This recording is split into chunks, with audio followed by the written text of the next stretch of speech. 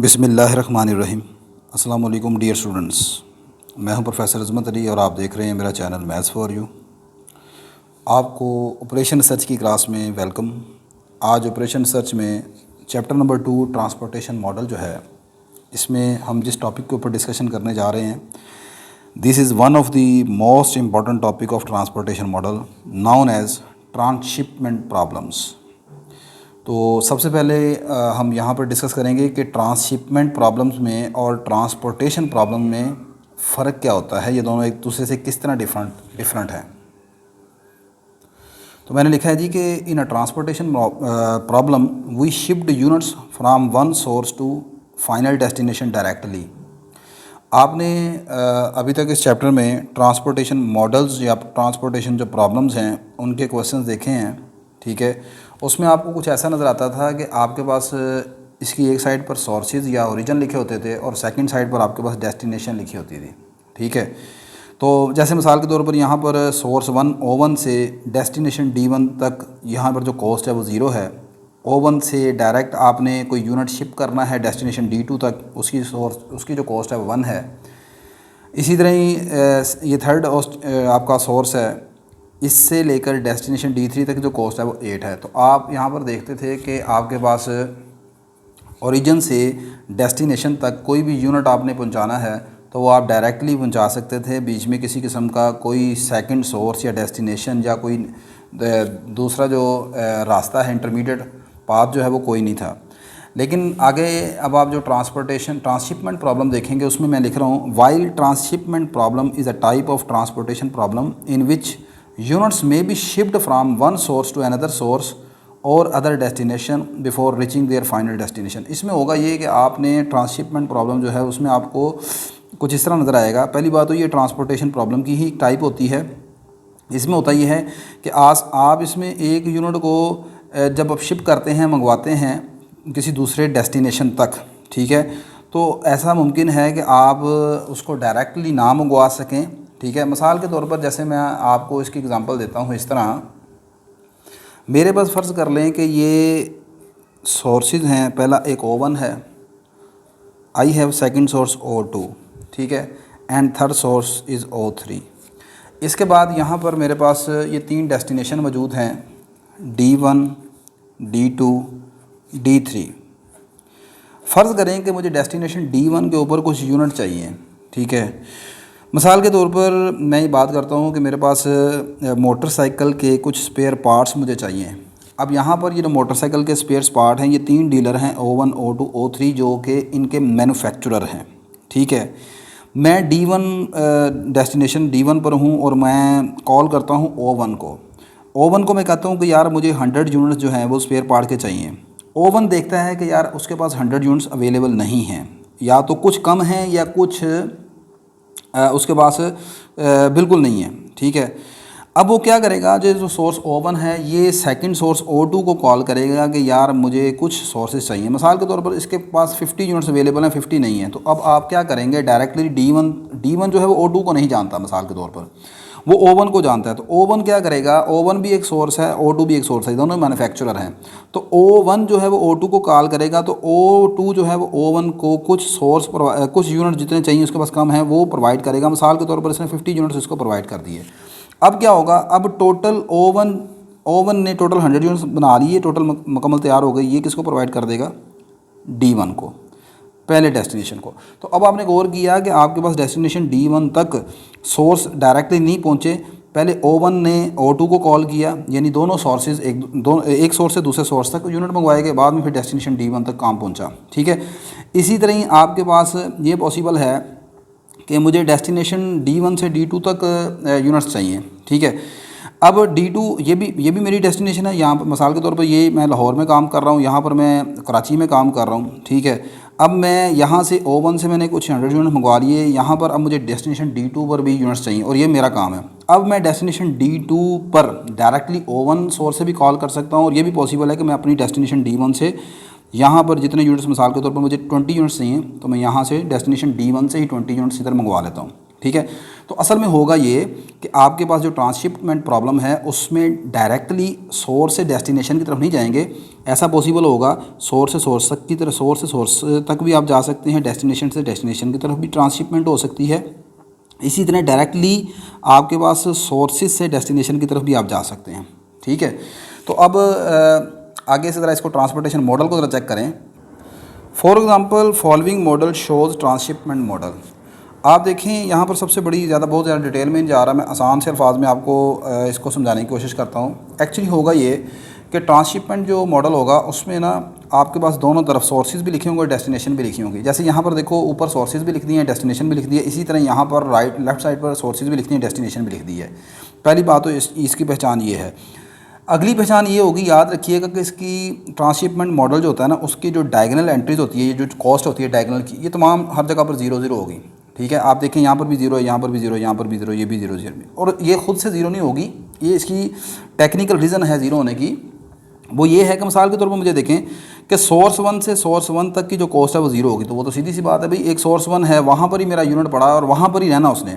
तो सोर्स 1 से सोर्स 1 तक कोई यूनिट मतलब आपने ट्रांसशिपमेंट की ही नहीं है, तो उसकी कॉस्ट क्या होनी चाहिए? 0। हाँ, कॉस्ट कब लगेगी? जब सोर्स 1 से सोर्स 2 तक जाएगा। ठीक है, तो फिर 2 रुपये कॉस्ट होगी। तो इसलिए इसी तरह जैसे D1 है फिर D1 है, यहाँ पर इन दोनों के इंटरसेक्शन में जो कॉस्ट बनेगी वो 0 होगी और वो डायगोनल एंट्री है। ठीक है, तो 2 पहचान आपको मैंने बता दी आपके पास ट्रांसशिपमेंट मॉडल की। एक तो ऊपर सोर्सेज और डेस्टिनेशन इकट्ठे लिखे होंगे, इसी तरह इधर भी सोर्सेज और डेस्टिनेशन लिखे होंगे, और डायगोनल एंट्रीज तमाम क्या होंगी? 0 के इक्वल होंगी। ठीक है, तो ये जनाब आपके पास पहचान है ट्रांसशिपमेंट मॉडल की। अब आगे मैं यहाँ पर एक क्वेश्चन आपके साथ शेयर कर रहा हूँ और उसमें हम देखते हैं कि ट्रांसशिपमेंट मॉडल को आप सॉल्व कैसे करते हैं। नेक्स्ट मैं यहाँ पर अब बेटा ट्रांसशिपमेंट जो प्रॉब्लम है उसको शेयर करने जा रहा हूँ, लेकिन उससे पहले मैं एक चीज़ आपको बताता चलूँ। आपको यूट्यूब के ऊपर काफ़ी लेक्चर्स मिल जाएंगे ट्रांसशिपमेंट मॉडल के। एक चीज़ मैं सिर्फ बता दूं कि यहाँ पर मैं जो आपको मेथड बता रहा हूँ, ठीक है, ये फुली ऑथेंटिक मेथड है। वीडियो की जो लेंथ है वो बेशक मेरे यहाँ पर लेक्चर में शायद ज़्यादा हो सकती है। यूट्यूब पर जो आपको लेक्चर मिलेंगे उसमें ऑप्टिमल सॉल्यूशन नहीं मालूम किया गया। ठीक है, मैं ये नहीं कह रहा कि उन्होंने गलत करवाया है, सही है, उन्होंने ऑप्टिमल सॉल्यूशन नहीं मालूम किया गया। शायद उसके पीछे उनका जो भी पर्पज़ होगा, वीडियो की लेंथ छोटी करना या जो भी है, लेकिन स्टूडेंट्स शायद यही समझता है कि जस्ट ट्रांसशिपमेंट मॉडल में सिर्फ इनिशियल बेसिक फिजिबल सॉल्यूशन मालूम करना और ऑप्टिमल सॉल्यूशन नहीं मालूम करना। ठीक है, ऐसा नहीं है। आप इसको प्रॉपरली पूरा सॉल्व करेंगे तो इसी तरह वीडियो को गौर से देख लीजिएगा। प्रॉब्लम कुछ इस तरह है ट्रांसशिपमेंट मॉडल की। मैंने लिखा है a firm has 2 factories X and Y and 3 retail stores A, B and C। एक फर्म की 2 फैक्ट्रीज़ हैं, X और Y हैं, और 3 रिटेलर स्टोर्स हैं A, B, C। The number of unit of product available at factories X and Y।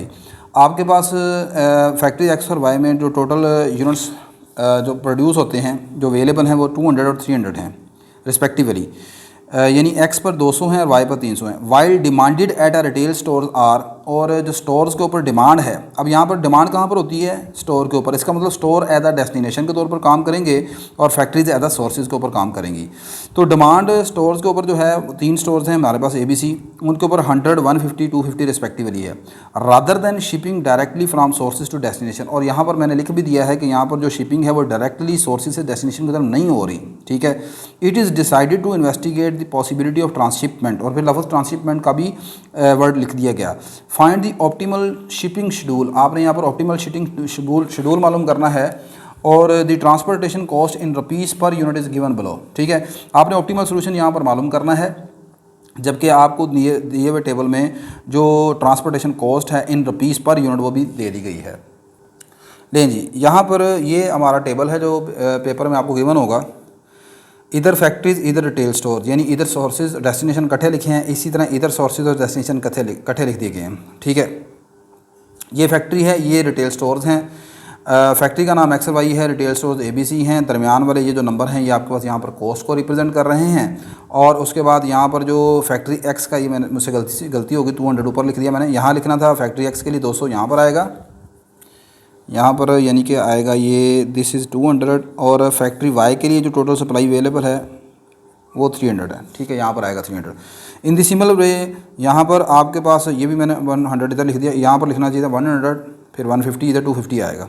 ठीक है ना, यानी कि सॉरी यहाँ पर नहीं आएगा, ये टोटली मैंने गलत लिख दिया। यहाँ पर आएगा रिटेल सोर्स में 100 इधर, यहाँ पर इसकी डिमांड है 150 और जो सी है उसकी डिमांड कितनी है 250 है। ठीक है, ये इस तरह है क्वेश्चन आपके पास। ये टोटल डिमांड नीचे लिख के दी है तीनों स्टोर्स पर 100, 150, 250 और सप्लाई जो है दोनों फैक्ट्रीज़ की वो आपके पास है 200 एंड 300। ठीक है, अब इस क्वेश्चन का ऑप्टिमल सोल्यूशन कैसे मालूम करना है, इसमें मैं स्टेप बाय स्टेप आपको लेके चलता हूँ। स्टेप नंबर 1 में सबसे पहला काम आपने यही करना है, ये हम करेंगे इसको ट्रांसपोर्टेशन मॉडल की तरह ही। पहला स्टेप आपने ये करना होता है, check whether the given model is balanced. आप ये चेक करेंगे क्या गिवन मॉडल बैलेंस है कि नहीं है। हेयर अब वो मॉडल बैलेंस कब होता है, जब आपकी टोटल डिमांड और टोटल सप्लाई आपस में इक्वल होती है। तो मैंने लिखा है हेयर टोटल डिमांड इक्वल है टोटल सप्लाई के, that is equal to 500 units. आप चेक करके देख लें, this is 200 and this is 300, 200 plus 300 500, और इधर भी आप टोटल कर लें 100 plus 150 250, 250 plus 250, this is equal to 500। तो आपका जो गिवन ट्रांसशिपमेंट मॉडल है वो बैलेंस्ड है। ठीक है, अब अगला काम ये करना है आपने, आप गौर करें कि यहाँ पर ये कुछ सेल्स जो हैं रो वाइज और कॉलम वाइज यहाँ पर एम्प्टी हैं, यानी यहाँ पर सप्लाई नहीं नज़र आ रही। इसी तरह इन पहले दो में एक्स और वाई के नीचे डिमांड नज़र नहीं आ रही। ठीक है, देखें यहाँ पर एक बात गौर से रखिएगा, ट्रांसशिपमेंट प्रॉब्लम में जो आपके सोर्सेज हैं, यहाँ पर सोर्सेज कौन है, फैक्ट्री एक्स एंड वाई। ठीक है, जो सोर्सेज होते हैं वो हमेशा सप्लाई प्रोवाइड करते हैं, और जो डेस्टिनेशन होते हैं, ठीक है, उनको डिमांड होती है। लेकिन जब यहाँ पर मैंने आपको बताया कि ट्रांसशिपमेंट मॉडल में आप जब एक सोर्स से दूसरे सोर्स तक, एक और से बात सुनिएगा, एक सोर्स से दूसरे सोर्स तक जब आप यूनिट भेजेंगे तो सोर्स बजाते खुद जो है वो एज आ डेस्टिनेशन बन जाएंगे। मिसाल के तौर पर सोर्स 1 से सोर्स 2 तक मुझे 200 यूनिट चाहिए। ठीक है, तो सोर्स 1 से सोर्स 2 तक चाहिए, तो सोर्स 2 एज आ खुद डेस्टिनेशन बन जाएगा। तो इसका मतलब मुख्तसर जी बात है। अब ये वाले जो सेल आपने फिल करने हैं 1 2 3, और इसी तरह ये वाले पहले 1 और 2, इसको कैसे फिल करना वो देखिएगा। स्टेप नंबर 2 में होगा ये कि जो आपकी जो टोटल सप्लाई बनी थी ना, total demand, that is equal to that was 500, ये आपके पास थी 500, ये आपने देखा यहाँ पर दिस इज 500। इस 500 को आपने इन नंबर्स के साथ ऐड कर देना हर जगह पर। यहाँ पर 200 के साथ 500 ऐड करेंगे, यहाँ पर भी 300 के साथ 500 ऐड करेंगे। इसी तरह ही हर सेल में, हर रो में, हर कॉलम में 500 आप ऐड करते जाएंगे, और जो रो जो है, जो कॉलम एम्प्टी है उसकी जगह जस्ट 500 लिखेंगे। तो आपका नया सेल इस तरह बन जाएगा। ये देखें, यहाँ पर आपके पास था ये, यहाँ पर वही मुझसे मिस्टेक हो गई, यहाँ पर लास्ट 200, तो 200 में 500 ऐड किया, तो यहाँ पर कितना आना चाहिए था 700। ठीक होगी बात ये। इसी तरह यहाँ पर आपके पास आना चाहिए था वो 300, तो 300 की जगह 500 आपने ऐड किया तो 800 हो गया। बाकी जहाँ जहाँ पर नहीं लिखा वहाँ पर आपने 500 लिखना था। इसी तरह ही यहाँ पर ये वाले सेल एम्प्टी हैं। इसी तरह यहाँ पर ये जो सेल मैं बता रहा हूँ एम्प्टी हैं, इनको भी आप थोड़ा सा करेक्शन कर लें। भाई यहाँ पर था, ये देखें, यहाँ पर ये 100 है, इसके साथ आप 500 ऐड करेंगे, दिस विल बिकम 600। यहाँ पर 500 आप ऐड करेंगे, ये बन जाएगा आपके पास 650। यहाँ पर आप 500 ऐड करेंगे, ये बन जाएगा 750। यहाँ पर इन दोनों सेल्स में कुछ नहीं है, तो आप यहाँ पर लिखोगे 500, यहाँ पर भी आप लिखेंगे 500। ठीक होगी बात ये। इसी तरह ही जब यहाँ पर आपके पास ये 200 है, 200 में 500 आप ऐड करेंगे, ये आपके पास बन जाएगा 700। ठीक है, यहाँ पर आप 500 ऐड करेंगे, ये बन जाएगा आफ्टर 500 एडिंग ये 800 हो जाएगा। ठीक है, इसी तरह जब यहाँ पर आपके पास कुछ नहीं है तो ये 500 यहाँ पर आ जाएगा, ये भी 500 आ जाएगा, ये भी 500 आपके पास आ जाएगा। ठीक है, अब आप हर तरफ से टोटल करके देखेंगे तो टोटल डिमांड और टोटल सप्लाई हमेशा आपस में इक्वल होनी चाहिए। ठीक है, और वो आप करके देख लें, ये बनेगा 1500 ये है और 1500 वो है, दिस इज इक्वल टू 1300 बन जाता है, 3000 सॉरी बन जाता है आपके पास। इसी तरह आप इसको ऐड करके देख लें, 500 प्लस 500 कितना बन गया आपके पास 1000, और ये आपके पास बन जाएगा 750 प्लस 650 1400, हाँ 1400 ये और 600 2000 प्लस 1000, ये आपके पास टोटल 3000 जो है दोबारा आपस में इक्वल हो गया। ठीक है, तो ये थोड़ा सा मुझसे मिस्टेक हो गई है, इसको आप थोड़ा सा करेक्शन कर लीजिएगा। यानी कि यहाँ पर ये नंबर इस इधर से शुरू होना चाहिए, ये सेल इधर आना चाहिए था, ये 600 आना चाहिए, इधर आना चाहिए ये 500, यानी ये इस तरीके से आपने इसको करेक्शन कर लेनी है, ये जो सारी है। ठीक है, अगला आपके पास स्टेप नंबर 3 में आपने मालूम करना है, now we find initial basic feasible solution. अब आप इनिशियल बेसिक फिजिबल सोल्यूशन के लिए 3 मेथड आप इस्तेमाल करते हैं। One is north west corner method, second is least cost method and third is Vogel approximation method. अब चूँकि ये मैं पहले भी आपको बता चुका हूँ कि आपका जो वोगल अप्रॉक्सीमेशन मेथड है, जब आप इसके ज़रिए इनिशियल बेसिक फिजिबल सोल्यूशन मालूम करते हैं तो ये आपको ऑप्टिमल सोल्यूशन के करीब करीब आंसर बताता है, यानी कि इससे आइट्रेशन जो है ना वो कम हो जाती हैं। तो मैं इसलिए यहाँ पर वोगल अप्रोक्सीमेशन मेथड को के जरिए इनिशियल बेसिक फिजिबल सोल्यूशन मालूम करना चाह रहा हूँ। ये थोड़ा सा लेंथी तो होता है, लेकिन मैंने बताया कि ये ऑप्टिमल सोल्यूशन के लिए हेल्पफुल है। ठीक है, ऑप्टिमल सोल्यूशन इससे जल्दी निकल आता है। अच्छा, अब यहाँ पर ये सोल्यूशन तो मैंने मालूम कर लिया है। ठीक है, मैं अभी अब थोड़ा सा आपको तरीकाकार भी बता देता हूँ कैसे मालूम करना है। वैसे तो ऑलरेडी आप जानते हैं वोगल अप्रोक्सीमेशन मेथड को। यहाँ पर टोटल रो वाइज 8 पेनल्टीज़ इधर हैं और यहाँ पर कॉलम वाइज 9 पेनल्टीज़ आपने निकालनी है। ठीक है, आप इस टेबल को यहाँ पर स्क्रीनशॉट ले लें या लिख लें या कॉपी कर लें आप। ठीक है, ये आपके पास total initial basic feasible solution में जो एक्स की वैल्यूज़ निकलेंगी ये 9 एक्स की वैल्यूज़ हैं। x11, x13, x14 3 ये हैं, x22 4 चौथी, x24 5, x25 sixth, 7th 8th 9 आपके पास वैल्यूज़ आएंगी इनिशियल बेसिक फिजिबल सोल्यूशन में। ठीक है, नॉन नेगेटिव एलोकेशंस की ये वैल्यूज़। ये टेबल कैसे बनाना है मैं थोड़ा सा आपको यहाँ पर बता देता हूँ। मुकम्मल तो नहीं बताऊँगा क्योंकि ये काफ़ी टाइम टेकिंग प्रोसीजर है। टेबल देखें काफ़ी बड़ा है। नहीं जी, ये टेबल मैंने बना लिया है। यहाँ पर मैंने रो पेनल्टीज़ लिखनी है, इधर मैंने कॉलम पेनल्टीज़ लिखनी है। ये मेरे पास सप्लाई आ गई है, ये डिमांड आ गया। दरमियान वाले ये जो सेल्स हैं इनको मैंने फिल करना है। ठीक है, इसके लिए आपके पास सबसे पहले कॉस्ट वाला टेबल जो है वो आपके सामने होना चाहिए। ये मैं कॉस्ट वाला टेबल अपने सामने रख लिया मैंने। ये दरमियान वाले जो नंबर हैं मेरे पास ये कॉस्ट के नंबर हैं। सबसे पहले हम रो वाइज पेनल्टी निकालते हैं। आप गौर करें कि पहली रो में जो सबसे छोटा नंबर है वो 0 है और उससे बड़ा नंबर जो है वो 6 है। इन दोनों का आपने डिफरेंस ले लेना है। तो 6 - 0 दिस इज़ इक्वल टू 6। ये आपके पास आ जाएगी रो 1 की पेनल्टी। ठीक होगी बात ये। P1 mean first penalty of row 1। इसी तरह ही आप रो 2 की पेनल्टी निकालेंगे। उसमें आपके पास सबसे स्मॉलर नंबर है 0 और उससे बड़ा नंबर है 3। तो 0 और 3 के दरमियान डिफरेंस आ जाएगा 3 - 0 3। ये आ जाएगी रो 2 की पेनल्टी। ठीक होगी बात ये। इसी तरह ही आप बेटा आगे निकालेंगे रो 3 की पेनल्टी और रो 3 में आपके पास सबसे स्मॉलर नंबर है 0 और उससे बड़ा नंबर है 1। तो 0 - 1 - 0 डेट इज़ इक्वल टू 1। ये रो 3 की पेनल्टी फर्स्ट पेनल्टी आ जाएगी। इसके बाद आप निकालोगे रो 4 की पेनल्टी और रो 4 में सबसे छोटा नंबर 0 है और इससे बड़ा नंबर 1 है। ठीक है, तो डेट इज़ 1 - 0 गेन 1। ठीक है, इसके बाद आखिरी रो की पेनल्टी आपके पास निकालेंगे। लास्ट रो में सबसे छोटा नंबर है 0 और उससे बड़ा नंबर है 6। तो आपके पास 6 - 0 दिस इक्वल टू 6 आ जाएगा। ये रो वाइज पेनल्टी आपने निकाल ली। अब आप आएंगे कॉलम वाइज पेनल्टी निकालने के लिए। तो ये आपके पास पहला कॉलम है एक्स का। ठीक है, तो एक्स में आप देखो सबसे छोटा नंबर 0 है और उससे बड़ा नंबर है 1। तो 1 - 0 डेट इज़ इक्वल टू 1। तो यहाँ पर कॉलम 1 की पेनल्टी P1 आ जाएगी, उसे मैं 1 लिख दूँगा। ठीक है, इसी तरह वाई में जाएंगे सेकंड कॉलम में। सेकंड कॉलम में सबसे स्मॉलर नंबर है 0 और उससे बड़ा नंबर है 2। 2 - 0 दिस इज इक्वल टू 2।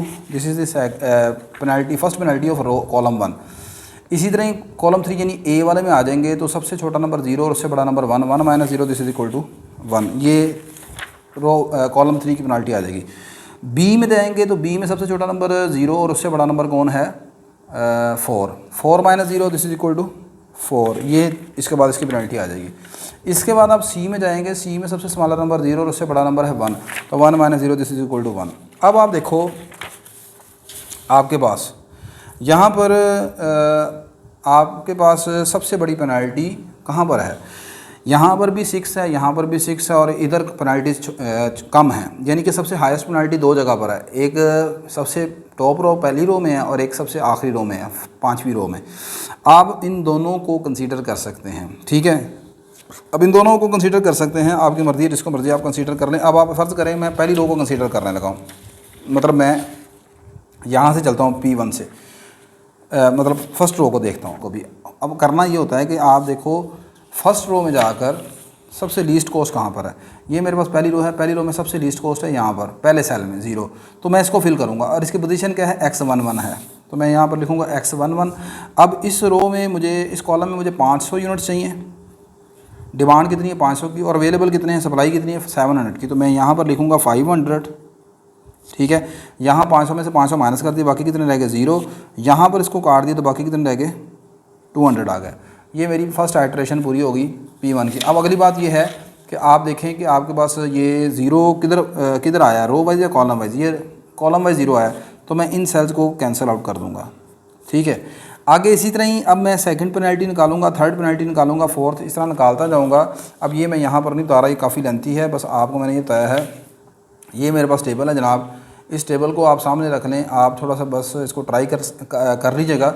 मकसद मेरा ये है कि आपको ट्रांसशिपमेंट प्रॉब्लम का समझाना है कि किस तरीके से कर सकते हैं वो। अब ये मैंने तमाम वैल्यूज़ निकाल दी हैं एक्स की, ये रो वाइज पेनल्टीज़ हैं, और आगे मैं थोड़ा सा स्क्रॉल करके बताता हूँ, ये मेरे पास आएंगी सारी कॉलम वाइज पेनल्टीज़, ठीक है। तो इनको आप निकाल लीजिएगा, इनको आप देख लीजिएगा, सही है। ये निकालने के बाद अगला स्टेप क्या करना है आपने, नेक्स्ट आगे, so here initial basic feasible solution, so here in initial basic feasible solution non negative allocations are. अब आपके पास स्टार्टिंग में जो नॉन नेगेटिव एलोकेशन की वैल्यू निकल आई है, x1 500 आ जाएगा, x1 300 आ जाएगा, x1 400 आ जाएगा, ये तमाम के तमाम 9 वैल्यूज़ आपके पास आ जाएंगी। अब आपने ये देखना है कि ये जो 9 वैल्यूज़ निकली हैं ये कहीं डीजेनरेसी को तो डीजेनरेसी तो नहीं बन रही यहाँ से, ठीक है। तो उसका कैसे पता चलता है, मैंने लिखा further here number of non negative allocations are equal to m + n - 1। m का मतलब नंबर ऑफ़ रोज़ है, n का मतलब नंबर ऑफ़ कॉलम्स है। आप अपने क्वेश्चन में जाकर देख लें, क्वेश्चन में आपके पास टेबल में देखें तो टेबल में आपके पास कितनी रोज़ हैं, ये 5 बाई 5 का टेबल है, ये first row, second, third, 4, 5, fifth, 5 row हैं और 5 ही कॉलम है, 1 2 3 4 5। तो n की वैल्यू भी 5 है, m की वैल्यू भी 5 है, तो 5 + 5 10, 10 - 1 9। तो आपके पास नंबर ऑफ़ एलोकेशंस कितनी निकली हैं, वो भी 9 है। तो so there does not exist degeneracy at initial stage. अब यहाँ पर मैं बताने लगा था कि अब आपके पास आप लेक्चर देखेंगे ना यूट्यूब पर, तो वो बस यहाँ पर करने के बाद आगे क्वेश्चन को छोड़ देते हैं, वो कहते हैं जी ये बस ऑप्टिमल सोल्यूशन आ गया। आपने पेपर में ऐसा नहीं करना, ये ऐसा नहीं है, ठीक है। एक्चुअली इसको मुकम्मल तौर पर अब आपने ऑप्टिमल सोल्यूशन मालूम भी करना है यहाँ पर, ठीक है। Next we find optimal solution by using MODI method. MODI method से हम ऑप्टिमल सोल्यूशन मालूम करेंगे। इसके लिए क्या करते हैं, so firstly we make UV table for basic variables and find set of values U I and V J for by using the equation U I + V J equal to C I J. We set u1 equal to 0। यहाँ पर आप जानते हैं मोडी method हम कैसे इस्तेमाल करते हैं। आप देखें कि आपके पास पहली रो में कितने वेरिएबल्स की वैल्यू निकली है। देखो जी x11 first row first column, या यहाँ से आप देख लें, आप गौर करें कि यहाँ पर आपके पास पहली रो में कितनी एलोकेशंस हैं, यानी x की कितनी वैल्यू निकली है पहली रो में, 1 2 3 है। सेकंड रो में कितनी है, 1 2 3 है। थर्ड रो में एक ही है, चौथी में एक ही है, पाँचवीं में एक ही है। इसी तरह ही अगर आप कॉलम वाइज देख लें तो कॉलम 1 में सिर्फ एक एलोकेशन है, कॉलम 2 में भी एक एलोकेशन है, कॉलम 3 में भी एक एलोकेशन है, कॉलम 3 में 3 एलोकेशंस है और कॉलम 2 में 2 एलोकेशंस है। तो आप इसका मतलब यहाँ पर किस किस को जीरो पुट कर सकते हैं। अगर रो वाइज देखूँ तो u1 को जीरो पुट कर सकते हैं क्योंकि रो 1 में 3 एलोकेशंस है। इसी तरह रो 2 में भी 3 ही एलोकेशन है, बराबर हो गया, तो मैं u2 को भी जीरो ले सकता हूँ। जबकि यहाँ पर जो चौथा कॉलम है उसमें 3 एलोकेशन है, एक ये है, एक ये है, एक ये है। एलोकेशन का मतलब x की वैल्यूज़, तो ये तीन जगहों पर x की वैल्यूज निकली हैं कॉलम 4 में, ठीक है। तो आप v4 को भी जीरो ले सकते हैं, ठीक है। तो u1 को जीरो लिया जा सकता है, u2 को जीरो लिया जा सकता है, या v4 को जीरो लिया जा सकता है, ठीक है। ऑप्टिमल सोल्यूशन मालूम, मैं यहाँ पर u1 को जीरो ले रहा हूँ, ठीक है। तो यहाँ पर मैंने लिखा we set u1 equal to 0 और आगे मैंने ये एक uv टेबल बनाया है। और uv टेबल कैसे बनता है आप जानते हैं। सबसे पहले हम बेसिक वेरिएबल लिखेंगे। बेसिक वेरिएबल वो होते हैं जो कि आपके बेसिक फिजिबल सोल्यूशन में x की वैल्यू निकली हैं। वो कौन कौन सी हैं, यानी ये सारी, these are called the basic variables. पहला बेसिक वेरिएबल x11, फिर x13, x14, x22, these are called the basic variables. इन बेसिक वेरिएबल्स को बेटा आप यहाँ पर लिख लेंगे 1 2 3 4 5, ये पाँच इधर लिख दिए, 4 बेसिक वेरिएबल इधर लिख दिए, टोटल 9 बेसिक वेरिएबल आ गए मेरे पास।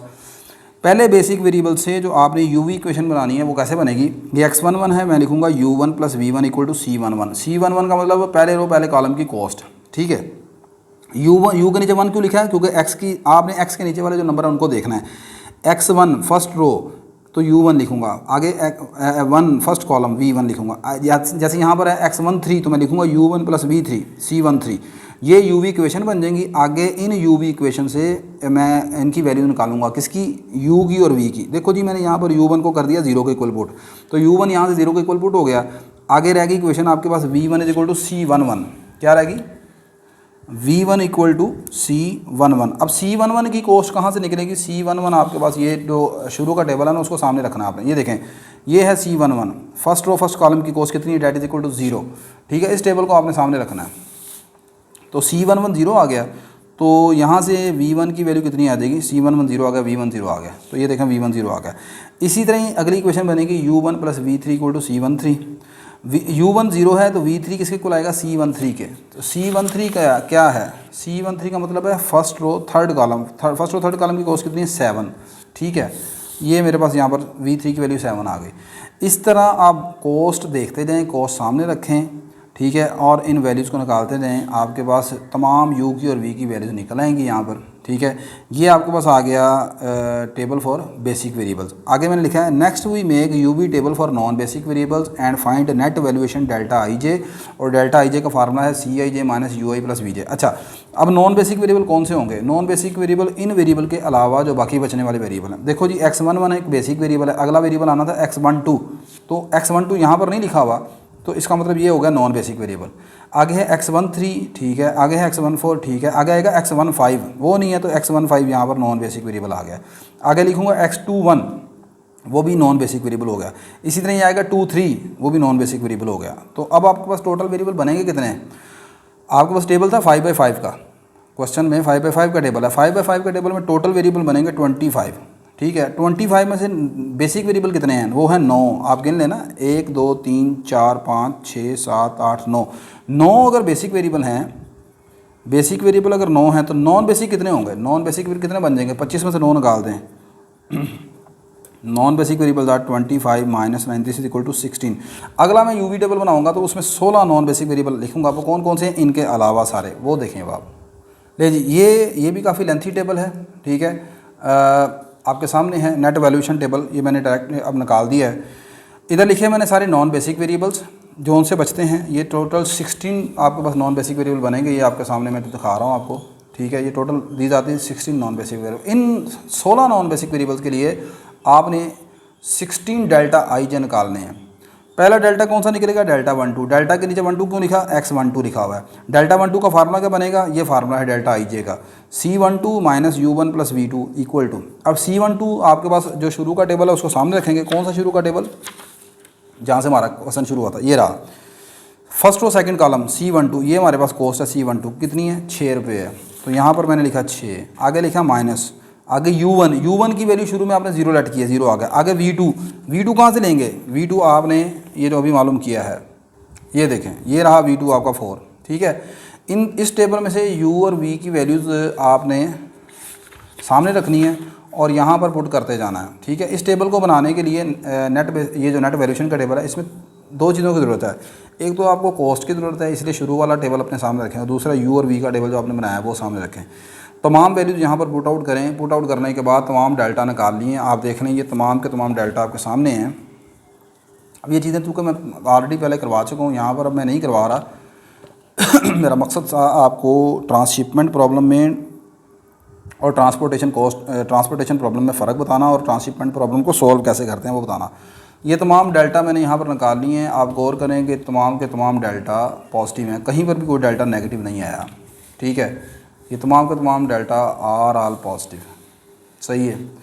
आगे मैंने लिखा है since all delta i j are positive so initial basic feasible solution as an optimal solution, लिहाजा initial basic feasible optimal solution है।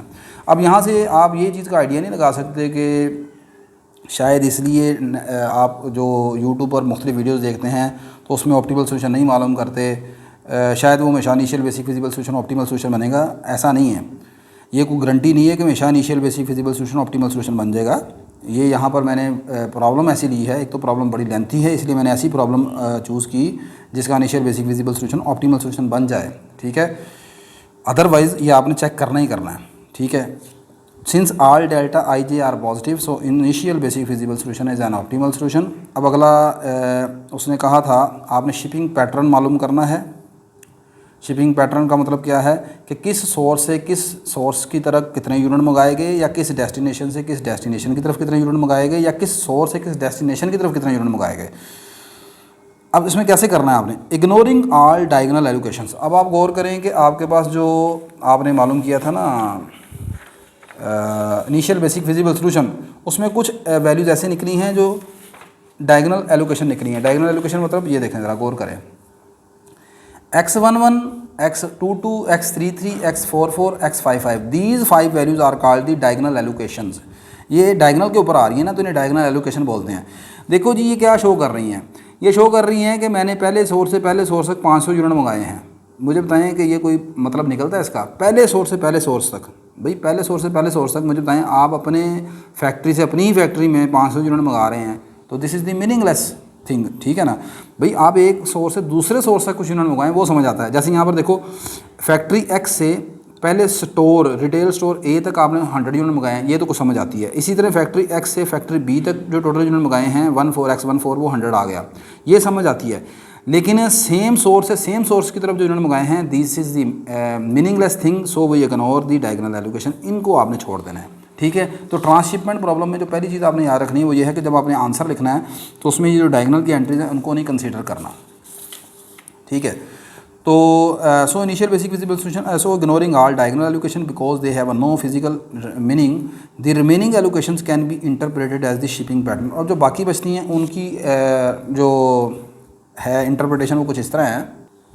अब बाकी बच कौन सी गई है, ये x11 छोड़ दी, आगे चलें x13 आ गया। x13 का मतलब क्या है, फर्स्ट और थर्ड कॉलम। फर्स्ट और थर्ड कॉलम का मतलब क्या है, फैक्ट्री एक्स से स्टोर ए की तरफ कितने यूनिट मंगवाए 100, इसी तरह फैक्ट्री एक्स से फैक्ट्री बी की तरफ कितने यूनिट मंगवाए 100, x14। तो यही मैंने लिखा है, factory X supplies 100 units to each retail store A and B, ठीक है। आगे चलें, नीचे मैंने लिखा है x22 को छोड़ देना है, x24 की वैल्यू 50 है और x25 की वैल्यू कितनी है 250। मतलब क्या है कि फैक्ट्री वाई से factory B, retail store B और रिटेल स्टोर सी तक जो यूनिट मंगवाए गए हैं वो कितने हैं 50 and 250। Y supplies 50 unit to retail store B and 250 units to retail store C. ये इसका जनाब वो ऑप्टिमल सोल्यूशन है या ट्रांसशिपमेंट पैटर्न है, जिसको मज़ीद आप इस तरीके से ग्राफिकली भी रिप्रेजेंट कर सकते हो। ये देखो ज़रा, यहाँ पर आप ऐसे लिख सकते हैं, देखें गौर से, ये मेरे पास फैक्ट्री आ गई एक्स, ये मेरे पास फैक्ट्री आ गई वाई, इधर मैंने स्टोर लिख लिया ए बी सी। अब देखो ट्रांसशिपमेंट पैटर्न कैसे बनेगा, ग्राफ यानी कि एक्स सप्लाई कर रहा है 100 यूनिट किस किस को, each retail store A and B, यानी कि एक्स से आपने ए की तरफ गए, इसको भी 100 यूनिट प्रोवाइड कर दिए, और इसी तरह एक्स से आप बी की तरफ गए, इसको भी कितने यूनिट प्रोवाइड कर दिए 100 यूनिट प्रोवाइड कर दिए, ठीक है। फिर आगे बारी आई वाई की, वाई ने 50 यूनिट सप्लाई किए बी को, यानी यहाँ से ये इधर गया और इसने इसको दे दिए 50 यूनिट। इसी तरह ही आगे 250 यूनिट प्रोवाइड किए वाई ने किसको, सी को, तो यहाँ से ये इस तरफ आएगा तो कितने प्रोवाइड कर दिए यूनिट 250 आपके पास, ठीक है। अब आप गौर करें कि स्टार्टिंग में जो टोटल डिमांड और टोटल सप्लाई थी वो 500 की थी, ऐसी है ना, वो बाद में हमने 500 ऐड कर दिया था ट्रांसपोर्टेशन प्रॉब्लम में बदलने के लिए। शुरू में जो क्वेश्चन आपको पास आया था, मैं निकाल के दिखाता हूँ आपको, ये जब शुरू में मैंने लिखा, ये देखें,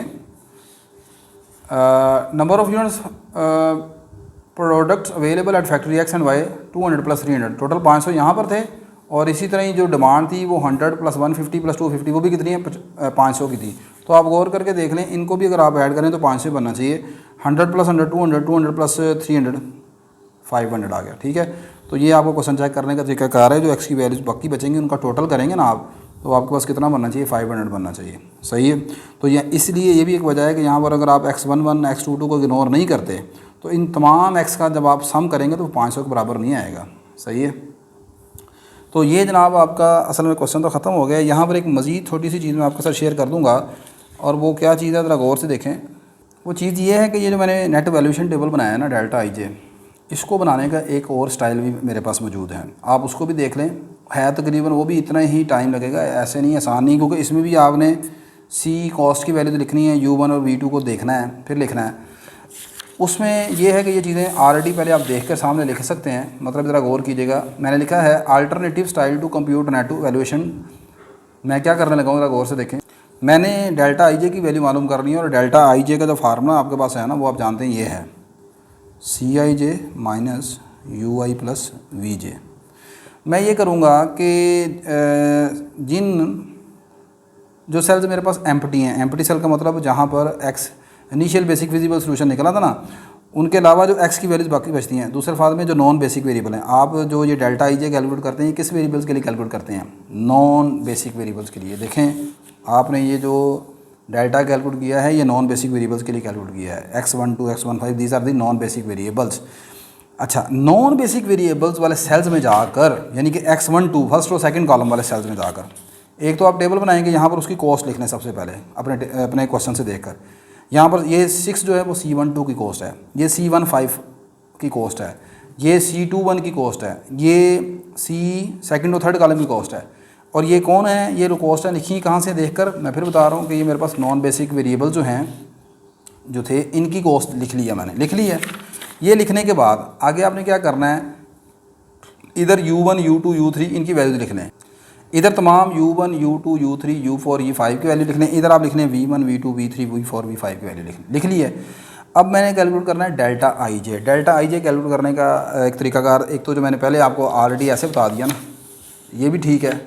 सेकंड मेथड ये है कि इस तरह ये टेबल आप दोबारा बना लें एक, ये दोबारा बनाने के बाद आप क्या करें, जहाँ जहाँ पर ये मैंने कॉस्ट लिखी है उन सेल्स में जाकर पहले आप कैलकुलेट करें ये UI प्लस VJ, मतलब UI प्लस VJ मतलब मिसाल के तौर पर मुझे देखो जी इस सेल का डेल्टा चाहिए, ये सेल की पोजीशन क्या है डेल्टा 12, डेल्टा 12 का फार्मूला बनेगा C12 minus U1 plus V2, ऐसे ही है U1 प्लस V2, ठीक होगी बात।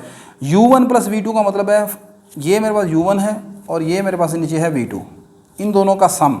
तो आपने क्या करना है, इन दोनों का हर सेल में ना इनका सम करते जाना U और V का, और उसको राइट कॉर्नर पर लिखते जाना है, ठीक है। इससे सम करके डेल्टा का निकालना आसान है, लेकिन उससे पहले ये टेबल बनाना है, ठीक है। तो U1 0 आ गया, V2 कितना है 4 आ गया, 0 प्लस 4 आ गया। आगे इस कॉस्ट में से इसको माइनस कर दें और यहाँ पर लिख दें, ये जो असल में आंसर निकला है ये डेल्टा 12 का आंसर है। चेक करके देख लें, ये मैंने पहले जो किया है वो भी देख लें, डेल्टा 12 कितना है 2 है, सही है। तो यहाँ पर भी अब कितना निकला है, ये भी आपके पास डेल्टा 12 2 है, सही है। इसी तरह अब इस सेल में आ जाए, इस सेल में क्या करेंगे, ये सेल की पोजीशन है यहाँ पर U 0 है और V कितना है, V यहाँ पर 5 है, V5 कितना 7 है, इन दोनों को ऐड कर लें, 0 प्लस 7 कितना हो गया 7। इस कॉस्ट में से इसको माइनस कर दें, 9 minus 7 that is equal to 2। ये डेल्टा कितना आ गया, डेल्टा 15। और आप चेक करके देख लें यहाँ पर डेल्टा 15 भी कितना मैंने निकाला था, 2 के बराबर निकाला है, ऐसे ही है। मिसाल के तौर पर इस सेल की पोजीशन इसका निकालना है, इस सेल में U कितना है -4 है और V कितना है 7 है, सही है। -4 प्लस 7 कितना आ गया +3, 5 में से 3 माइनस कर दें, बाकी कितना बचेगा 2। तो ये कौन निकला है, ये आपका delta second row third column delta 2 3 निकला है, डेल्टा 2 3। तो डेल्टा 2 3 आप चेक करके देख लें, ये निकाला है मैंने डेल्टा 2 3 कितना 2 के बराबर आ गया, ठीक है। तो इस तरीके से आप तमाम डेल्टा ऐसे भी निकाल सकते हैं, ये नेट वैल्यूएशन टेबल ऐसे भी बनाया जा सकता है। इसमें तो थोड़ी सी चीज़ आपको लिखनी पड़ेगी जो मैंने लिखी है, वही right sum UI plus VJ at a left corner of each empty cell. मैंने जैसे आपको बताया कि ये जो सम है वो आप लेफ्ट कॉर्नर पर लिखते जाएँ, and net valuation delta IJ at a right corner, और इसे राइट कॉर्नर पर लिखते जाएँ एज शोन इन टेबल। उसके बाद अगला काम वही है कि ये तमाम डेल्टा पॉजिटिव आ गए हैं, ठीक है, ये लाइनें सारी लिख देनी है, सही है। तो ये नेट वैल्यूएशन टेबल बनाने के 2 स्टाइल आपको मैंने बता दिया। आप इस तरह लेवल भी बना सकते हैं, आप इस तरह भी बना सकते हैं, जिस तरह वो आपको अच्छा लगता है। तो मुहतरम ये हमारे पास था ट्रांसशिपमेंट प्रॉब्लम का क्वेश्चन, उसको कैसे सॉल्व करना है। उम्मीद करता हूँ अपनी तरफ से मैंने काफ़ी मेहनत करके आपको समझाने की कोशिश की है। पहले टाइप किया, क्वेश्चन तलाश किया, काफ़ी टाइम लग गया मेरा इसके ऊपर। तो वीडियो अच्छी लगी तो लाजमन लाइक कर लीजिएगा, शेयर कर लीजिएगा, और दिल करे तो चैनल को सब्सक्राइब कर लीजिएगा। अल्लाह हाफिज़।